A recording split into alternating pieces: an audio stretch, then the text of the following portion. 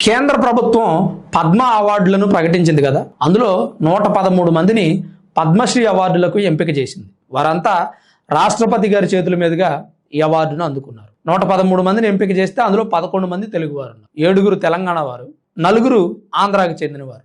ఆంధ్రాకి చెందిన వారిలో నటుడు మురళీమోహన్, అలాగే రాజేంద్ర ప్రసాద్, అన్నమయ్య కీర్తనలు రచించేటువంటి గరిమెళ్ల బాలకృష్ణ ప్రసాద్, అలాగే రచయిత వెంపటి కుటుంబ శాస్త్రి. వీళ్ళు 4 ఆంధ్రప్రదేశ్ నుంచి పద్మశ్రీ అవార్డులు అందుకున్నారు. అయితే మురళీమోహన్ గారు, రాజేంద్ర ప్రసాద్ గారు అందుకోవడం ఒక వర్గానికి నచ్చల. వాళ్ళు ఎవరో కానీ సోషల్ మీడియాలో కమ్మవారికి పద్మశ్రీ అవార్డులు ఇచ్చుకున్నారు కేంద్ర ప్రభుత్వంతో మాట్లాడి అని ప్రచారం చేస్తారు. కులాన్ని బట్టి పద్మశ్రీ అవార్డులు ఇస్తారు అని అనుకునే మూర్ఖులు ఇంకా ఉన్నారు. ఏదైనా రంగంలో విశిష్టమైన సేవలు అందిస్తే వారు చేసినటువంటి ఈ సేవకు గాను కేంద్ర ప్రభుత్వం గుర్తించి పద్మ అవార్డులను బహుకరిస్తుంది. అలా వీరికి సినిమా రంగంలో విశిష్టమైన సేవలు అందించినందుకు గాను ఈ అవార్డు దక్కింది. దాన్ని కూడా విషయ ప్రచారం చేస్తున్నారు. ఒకవేళ కులాన్ని బట్టే పద్మ అవార్డులు ఇస్తే ఏపీలో ఉన్న ప్రభుత్వం వారి కులం వారినే రికమెండ్ చేస్తే మిగిలిన వాళ్ళకి ఎందుకు వచ్చాయండి?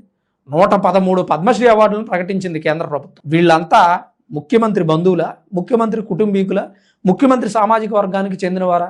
సరే, వాళ్ళంతా మన రాష్ట్రం వాళ్ళు కాదు కదా అంటారు. ఈ అందుకున్న 4 రాజేంద్ర ప్రసాద్, మురళీమోహన్ ముఖ్యమంత్రికి సంబంధించిన వ్యక్తులు అనుకున్నాం. మరి మిగిలిన 2 కూడా ఇచ్చారు కదండి. వాళ్ళేం వీళ్ళ బంధువులు కాదు కదా. ఇలాంటి పోస్టులు పెట్టే వ్యక్తులు నిజంగా జ్ఞానం లేనటువంటి వ్యక్తులు. పైగా వీళ్ళు పెట్టే పోస్టులతో కొంతమంది ప్రజలు ఇన్ఫ్లుయెన్స్ అవుతూ ఉంటారు. వాళ్ళు ఎవరంటే పాపం వాళ్ళ చదువు లేదు, సరైన జ్ఞానం లేదు, తెలియదు, విషయ పరిజ్ఞానం లేదు, అవార్డులు ఎందుకు ఇస్తారో కూడా తెలియదు. వీళ్ళు పెట్టిన పోస్టులే నిజం అనుకొని అదుగ్గో వాళ్ళ కులం వాళ్ళకి పద్మశ్రీ ఇప్పించుకున్నారంట ముఖ్యమంత్రి గారని విష ప్రచారం చేస్తూ ఉంటారు. ఇది ప్రస్తుతం ఏపీలో నడుస్తున్నటువంటి పరిస్థితి.